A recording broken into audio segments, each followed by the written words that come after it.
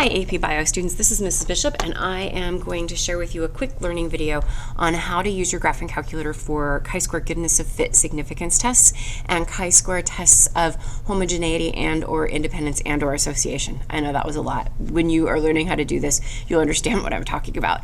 So we're going to start off with the chi-square goodness of fit test. In our chi-square goodness of fit test, what we're doing is we're comparing our sample data from an experiment to what we believe the data should look like in theory. So we're going to pretend we're talking about Lucky Charms. With Lucky Charms, there are 8 different types of marshmallows, and so I'm going to pretend that I have some data from my Lucky Charms bowl this morning with breakfast. So in list 1, oh, by the way, go to Stat, hit Edit. In list 1, this is my Lucky Charms data. So I have 6, 5, 9, 10, 15, 4, 8, and 10. Different marshmallows I would have recorded, which ones are the blue moons, which ones are the shooting stars, pots of gold, etc. Right now we have raw data. Now, real quick, for a chi-square goodness of fit test, you have to know your sum of values. It kind of helps. So I'm going to go second mode. I'm going to go to Stat. I'm going to go over to Calc and 1-bar Stats. I want to find the sum of all of the values of the marshmallows. How many total marshmallows were in my bowl?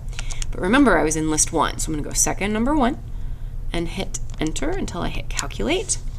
So I had a total of 67 marshmallows in my bowl. That's what this sigma x, sigma capital for the Greek symbol, 67 total marshmallows. Well, I'm going to pretend that all of my marshmallows are equal in proportion. So if I have 67 marshmallows and there are 8 different types, I would expect 8.375 marshmallows. All right, let's keep that number in our brain, 8.375. What we're going to do is we're going to go back to Stat, into Edit, and we're going to go over to list 2. In list 2, we're going to put our expected values, 8.375. I know there's a faster way to autofill, but I can't remember.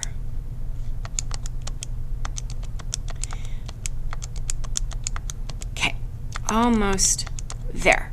So we expect all 8 categories of the Lucky Charms marshmallows to be the same. So we would expect 8.375 marshmallows. I know we can't have 8.375 marshmallows, just go with it. It's a mathematical calculation. So now what we're going to do is we're going to go second mode to quit. Now we're going to actually run the goodness of fit test. So go into Stat, arrow over to Tests, and you're going to scroll down a really long time until you see this funky looking x squared, that is chi-square, and we want GOF, goodness of fit test. Hit enter. So observed, it is auto-filled that your observed list is list 1, what you saw in your experiment, the Lucky Charms marshmallows that I pulled out of my cereal bowl and counted. Your expected is what you expected to see. In this case, we're pretending that we believe all Lucky Charms marshmallows appear in my bowl in equal proportions, so that 8.375.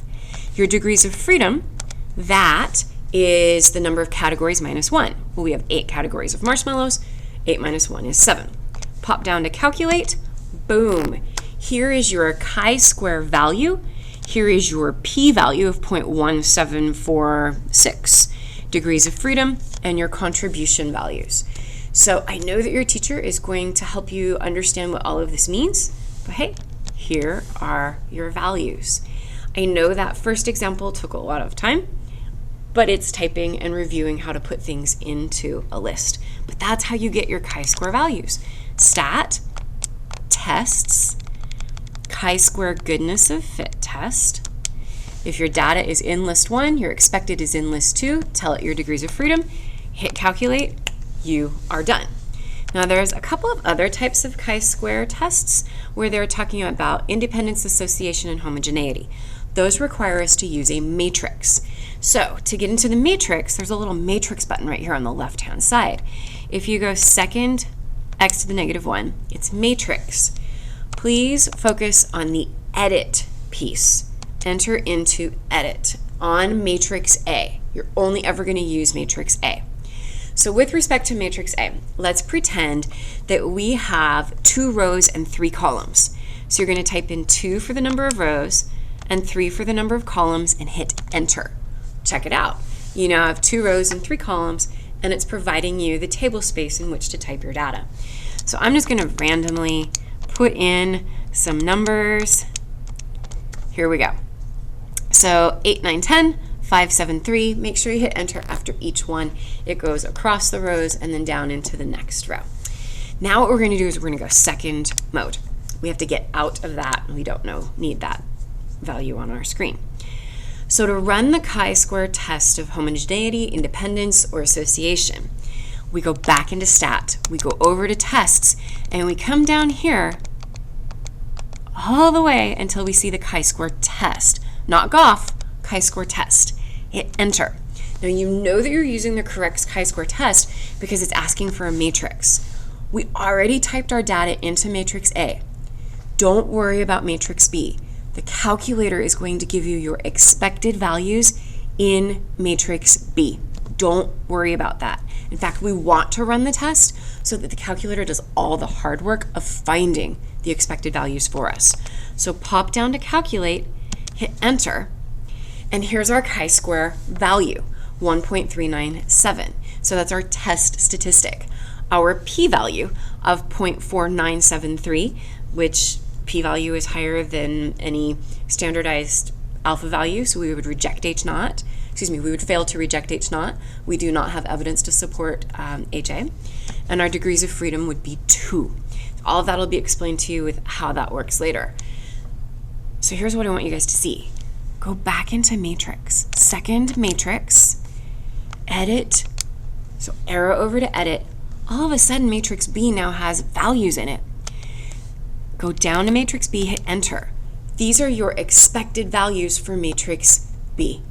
Your graphing calculator does all of the work of finding the expected values for you. You just have to run the test first. So I hope that helps. Again, your matrices, second x to the negative 1. You focus on the edit piece. You edit matrix A. You run the test, and then the calculator provides you the data for matrix B. If you ever have any questions or need help with your graphing calculator, you know you can find all this stuff on YouTube, and they're probably way funnier and have music and different things in the background. But you can also find a real live person, Mrs. Bishop, in room 311 here at the high school if you need any help.